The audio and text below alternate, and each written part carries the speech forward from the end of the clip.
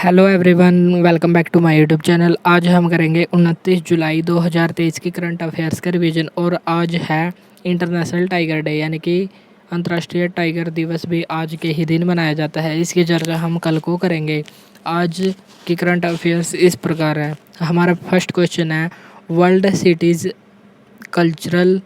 Culture forum में हाल ही में शामिल होने वाला पहला भारतीय राज्य कौन सा बना है? बेंगलुरु इसमें पहला राज्य बना है जो नवीनतम है। और इसमें कितने शहर शामिल हैं? 41 शहर शामिल हैं। और इसकी शुरुआत कब हुई थी? 2012 में इसकी शुरुआत हुई थी। और इसका उद्देश्य क्या है? जो शहर में छिपी समृद्धि और संस्कृति है, इसका विकास करना इसका मुख्य उद्देश्य है। तो बेंगलुरु हाल ही में शामिल हुआ है। बेंगलुरु से संबंधित कुछ महत्वपूर्ण क्वेश्चन। बगीचों का शहर किसको कहा जाता है? बेंगलुरु को। और सिलिकॉन वैली ऑफ इंडिया किसको कहा जाता है? बेंगलुरु को। लेकिन सिलिकॉन वैली शहर कहाँ स्थित है? अमेरिका में स्थित है। बेंगलुरु को हार्डवेयर सॉफ्टवेयर सिटी भी कहा जाता है। और बेंगलुरु में ही इसरो का मुख्यालय स्थित है। और इसरो की स्थापना कब हुई थी? 15 अगस्त 1969 को। नेक्स्ट है learn top question, tree city of world का अवार्ड हाल ही में किस शहर को मिला? मुंबई को। और यदि वर्ल्ड ग्रीन सिटी अवार्ड में शामिल होने वाला पहला भारतीय शहर कौन सा है? हैदराबाद, जो मूसी नदी के किनारे स्थित है। और यदि इस क्लास की पीडीएफ चाहिए तो कमेंट बॉक्स में पिन किया हुआ टेलीग्राम ग्रुप का लिंक मिलेगा। यदि वहां ना मिले तो डिस्क्रिप्शन बॉक्स में इसका लिंक मिलेगा, वहां से ज्वाइन करके इस क्लास की पीडीएफ को प्राप्त कर सकते हैं। और यदि क्लास अच्छी लगी है तो इसको लाइक और शेयर भी अवश्य करें।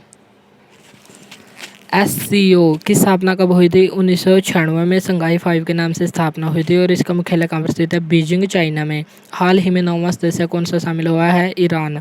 2023 में अध्यक्षता किसके द्वारा की गई? इंडिया के द्वारा। और यदि पूछे इसकी पहली सांस्कृतिक राजधानी कौन सी थी? वाराणसी।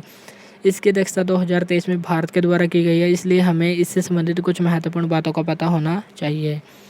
नेक्स्ट क्वेश्चन है हमारा, यूनेस्को। सबसे पहले हम यूनेस्को के बारे में देख लेते हैं। इसका मुख्यालय कहाँ पर स्थित है? पेरिस में। और इसकी स्थापना कब हुई? 1945 में।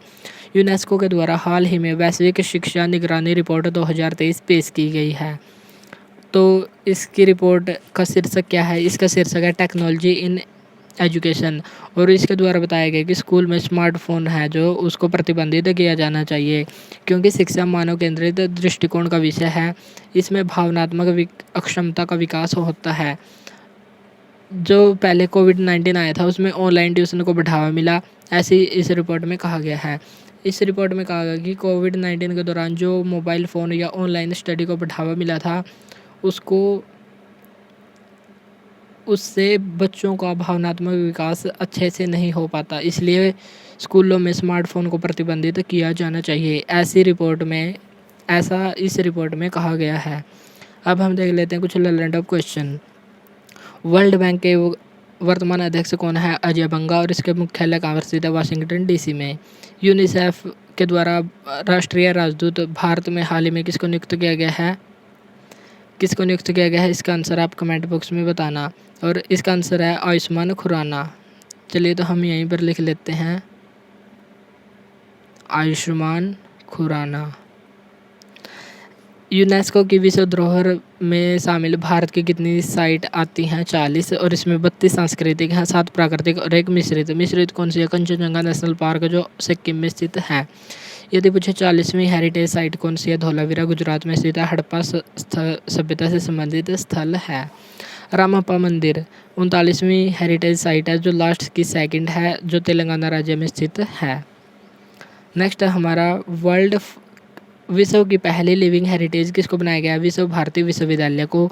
और इसकी स्थापना कहाँ पर हुई? कोलकाता में। रविंद्रनाथ टैगोर ने 1921 में की।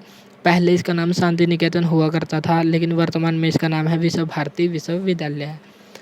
नेक्स्ट क्वेश्चन है हमारा, हाल ही में श्रीलंका के राष्ट्रपति रनील विक्रमसिंघे भारत यात्रा पर आए, तो मोदी जी ने उनको 13वें संविधान संशोधन को लागू करने के लिए कहा। तो 13वां संविधान संशोधन क्या है? इससे संबंधित हम इस बात को जानने के लिए हमें इतिहास में जाना होगा। और इतिहास से संबंधित हमें कुछ महत्वपूर्ण बातों का पता होना चाहिए। श्रीलंका के राष्ट्रपति हैं जो हाल ही में रनील विक्रमसिंघे भारत की यात्रा पर आए। और श्रीलंका की राजधानी का नाम क्या है? जयवर्धनपुरे कोट्टे। इसके उत्तरी और पूर्वी भाग पर तमिल समुदाय रहता है जो अल्पसंख्यक है। और इसके जो अन्य भाग हैं वहाँ पर सिंहली समुदाय रहता है जो बहुसंख्यक अवस्था में है। इन दोनों के बीच शक्ति और संघर्ष को लेकर एक विवाद हो गया था जिसने गृह युद्ध का रूप धारण कर लिया था। 1978 में श्रीलंका का संविधान लागू हुआ था और इसमें एकात्मक सरकार की स्थापना हुई, यानी कि सभी शक्तियां केंद्र सरकार के अधीन थी। 1987 में कोलंबो में एक समझौता हुआ था जो संघर्ष हुआ था तमिल और सिंहली समुदाय के बीच शक्ति को लेकर। तो 1987 में इनके संघर्ष को लेकर एक समझौता हुआ था। राजीव गांधी जो भारत के प्रधानमंत्री थे और जो श्रीलंका के प्रधानमंत्री जयवर्धने थे, उन दोनों के बीच एक समझौता हुआ था जिसको 13वां संविधान संशोधन कहा गया। इसके अनुसार 15 अगस्त 1987 तक उत्तर एवं पूर्वी श्रीलंका में आपातकाल हटाया जाएगा, ऐसी व्यवस्था इसमें की। और इसके साथ ही कहा गया था कि सिंहली और तमिल जो भाषा हैं, दोनों समुदाय की भाषा हैं, इनको आधिकारिक भाषा का दर्जा दिया जाएगा। 9 प्रांतों में शक्ति का हस्तांतरण किया जाएगा, ऐसा भी कहा जाएगा। लेकिन अब तक इस बात पर कोई अमल नहीं हुआ है। जो हाल ही में श्रीलंका के प्रधान राष्ट्रपति रनील विक्रमसिंघे या भारत आए हुए थे यात्रा पर, तो पीएम मोदी ने उनको यह बात याद दिलवा दी। तो 13वां संविधान संशोधन किससे संबंधित है? जो सिंहली और तमिल समुदाय था उन दोनों के बीच विवाद को लेकर संबंधित है। ये थे हमारे क्वेश्चन। अब हम देख लेते हैं लर्न ऑफ क्वेश्चन। मतदान की आयु 21 से 18 वर्ष किस संविधान संशोधन के द्वारा की गई? 61वां संविधान संशोधन 1989 के द्वारा। संपत्ति के मौलिक अधिकार को कानूनी अधिकार किसके द्वारा बनाया गया? 44वें संविधान संशोधन 1978 के द्वारा। और वर्तमान में 12वें भाग और अनुच्छेद 300A में यह वर्णित है। राष्ट्रीय अनुसूचित जनजाति आयोग का वर्णन कहाँ पर है? 338A अनुच्छेद 338A में 89वें संविधान संशोधन द्वारा अपनाया गया। लेकिन यदि पूछे 338 में क्या है, तो राष्ट्रीय अनुसूचित जाति आयोग की व्यवस्था की गई है। SC/ST सीटों का आरक्षण 10 वर्ष हाल ही में बढ़ाया गया है, तो किस संविधान संशोधन के द्वारा बढ़ाया गया? 104वें संविधान संशोधन के द्वारा। इसी के द्वारा एंग्लो इंडियन का आरक्षण भी समाप्त कर दिया गया है। अब तक कितने संविधान संशोधन हो चुके हैं? 105। एकमात्र संविधान संशोधन जो रद्द हुआ है 99 यानी कि 99वां संविधान संशोधन, जिसके द्वारा NJAC लाया गया था, नेशनल जुडिशरी अपॉइंटमेंट कमीशन। इसको सुप्रीम कोर्ट के द्वारा रद्द कर दिया गया। 3 बीघा कॉरिडोर का संबंध किससे है? भारत और बांग्लादेश के बीच हुआ था 100वां संविधान संशोधन। नेक्स्ट क्वेश्चन है हमारा, विश्व हेपेटाइटिस दिवस कब मनाया जाता है? तो इसका आंसर है 28 जुलाई को। और यह है हेपेटाइटिस कितने प्रकार का होता है? 5 प्रकार का होता है, A, B, C, D और E। सबसे खतरनाक कौन सा होता है? टाइप B होता है। और टाइप B का टीका और वायरस की खोज किसने की थी? डॉक्टर ब्लमबर्ग ने। और इसी के जन्म दिवस पर 28 जुलाई को प्रत्येक वर्ष विश्व हेपेटाइटिस दिवस मनाया जाता है। और इस वर्ष की थीम क्या है? 1 लाइफ 1 लीवर। अब हम देख लेते हैं हेपेटाइटिस रोग क्या है। साइंस में एक शब्द होता है हिपेट। हिपेट का अर्थ होता है लीवर, यकृत यानी कि जिगर। और यदि पूछे स्टडी ऑफ लीवर किसको कहा जाता है, तो हिपेटोलॉजी, क्योंकि हिपेट यकृत से संबंधित है। और यदि पूछे लीवर का स्पेशलिस्ट जो डॉक्टर होता है उसको क्या कहते हैं? हिपेटोलॉजिस्ट। लीवर में जब सूजन या संक्रमण हो जाता है तो उससे हेपेटाइटिस रोग कहा जाता है। ये थे हमारे हेपेटाइटिस से संबंधित कुछ महत्वपूर्ण जानकारी। और यदि पूछे हाल ही में विश्व हेपेटाइटिस दिवस कब मनाया गया है? 28 जुलाई को। और इसकी थीम है 1 लाइफ 1 लीवर। जो आज है 29 जुलाई, तो 29 जुलाई को कौन सा दिवस मनाया जाता है? World tiger day. और 28 जुलाई को विश्व हेपेटाइटिस दिवस। मानव शरीर की सबसे बड़ी ग्रंथि कौन सी है? ये हमारा लर्न ऑफ क्वेश्चन है। इसका आंसर है यकृत। शाही रोग किसको कहा जाता है? हीमोफीलिया को, क्योंकि यह सबसे पहले इंग्लैंड की महारानी को हुआ था। इसमें रक्त का थक्का नहीं जमता और इसमें महिला वाहक होती है जबकि प्रभावित पुरुष होता है। मानव शरीर का सबसे बड़ा अंग कौन सा है? इसका आंसर है स्किन। मानव शरीर का सबसे बड़ा आंतरिक भाग कौन सा है? तो हमारा इसका आंसर हो जाएगा लीवर यानी कि यकृत। शरीर की रासायनिक प्रयोगशाला किसको कहा जाता है? लीवर को। और पीलिया रोग, जब पीलिया रोग होता है तो उसमें कौन सा अंग प्रभावित होता है? इसका आंसर है लीवर।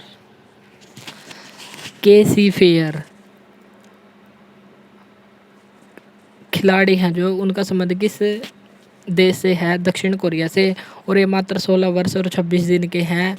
और ऑस्ट्रेलिया और न्यूजीलैंड में आयोजित फीफा महिला वर्ल्ड कप में भाग लेने वाली सबसे युवा खिलाड़ी बन गई हैं, और उनका नाम क्या है? केसी फेयर।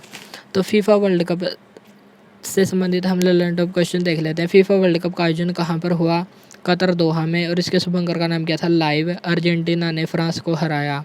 इसमें गोल्डन बूट का अवार्ड किसको दिया गया? एम्बापे जो फ्रांस के थे। और गोल्डन बॉल का अवार्ड किसको दिया गया? लियोनेल मेसी को जो अर्जेंटीना के खिलाड़ी हैं।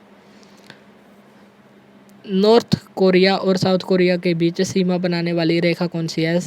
38 डिग्री अक्षांश। अमेरिका और कनाडा के बीच कौन सी अक्षांश सीमा बनाती है? 49 डिग्री अक्षांश।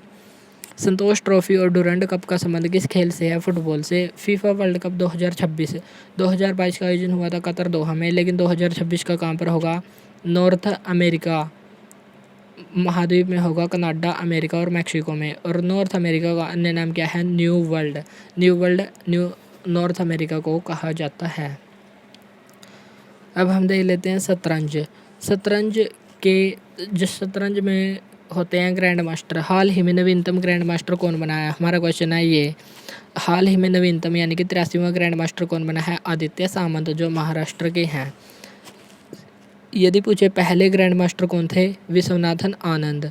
और पहली महिला ग्रैंड मास्टर कौन थी? विजय लक्ष्मी। 82वें कौन जो नवीनतम से पहले थे? विपुला प्रणीत तेलंगाना के थे। और जो हाल ही में नवीनतम बने उनका नाम क्या है? आदित्य सामंत जो महाराष्ट्र के हैं। 81वें ग्रैंड मास्टर कौन थे? सायंतन दास।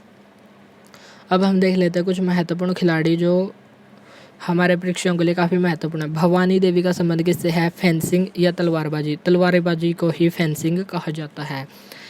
कोनेरू हम्पी का संबंध किससे है? शतरंज से। बैडमिंटन से संबंधित खिलाड़ी कौन कौन से हैं? लक्ष्य सेन, सात्विक साईराज, प्रणय इत्यादि। लवलीना बोरगोहन का संबंध किससे है? बॉक्सिंग से। असम राज्य से संबंधित है। टोक्यो ओलंपिक में ब्रॉन्ज मेडल जीता था।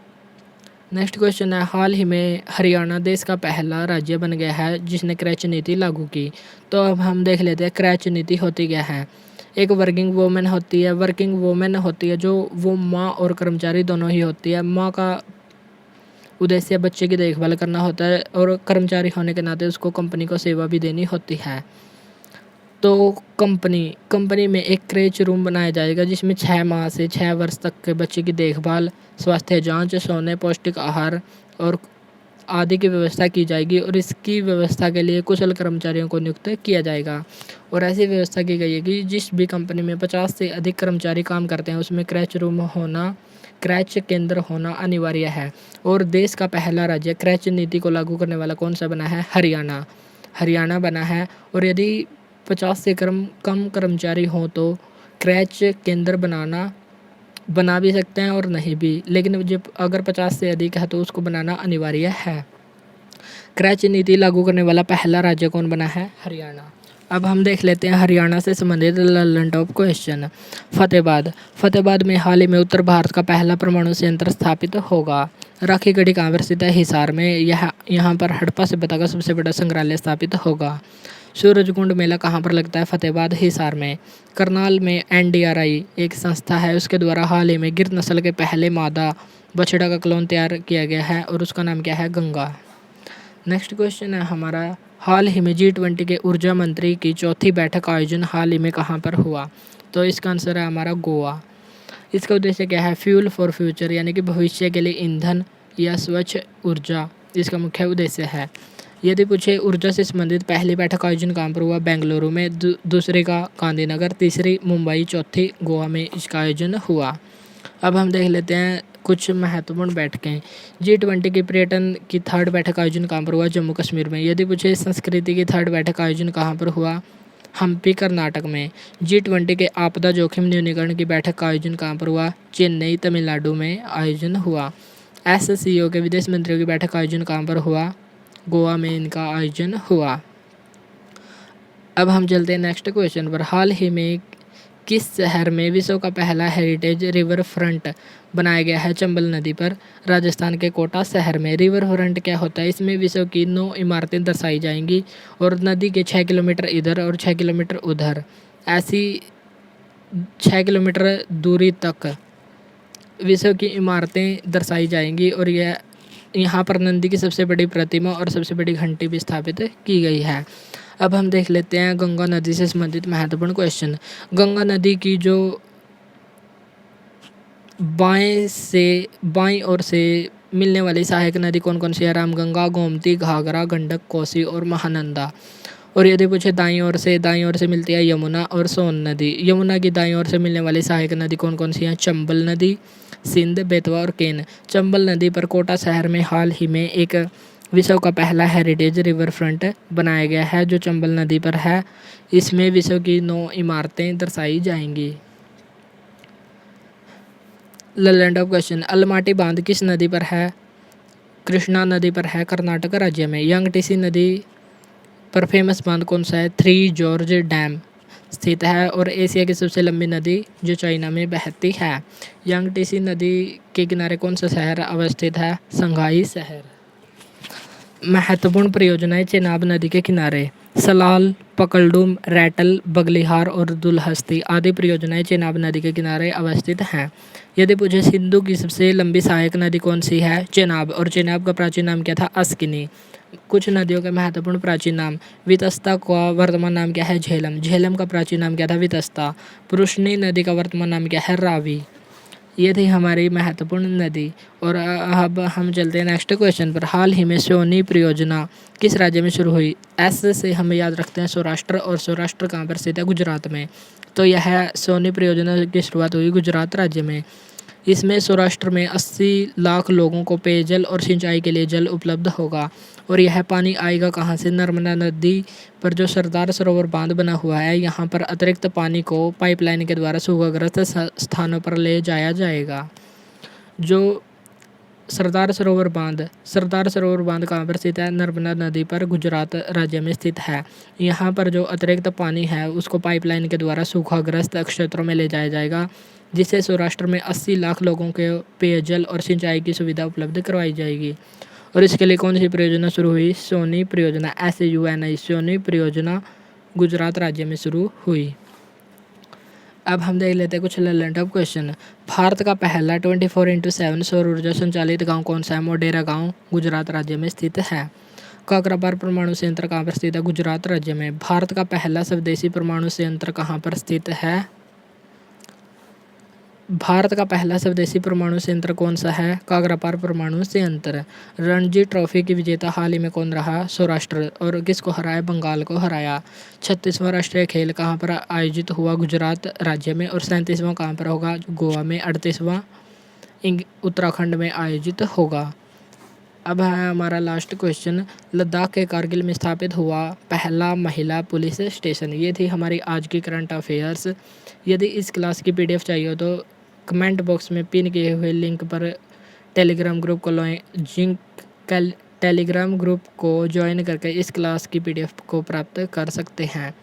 आज के लिए इतना ही। मिलते हैं नेक्स्ट वीडियो में। Thank you. अगर क्लास अच्छी लगी हो तो इसको शेयर भी ज़रूर करें।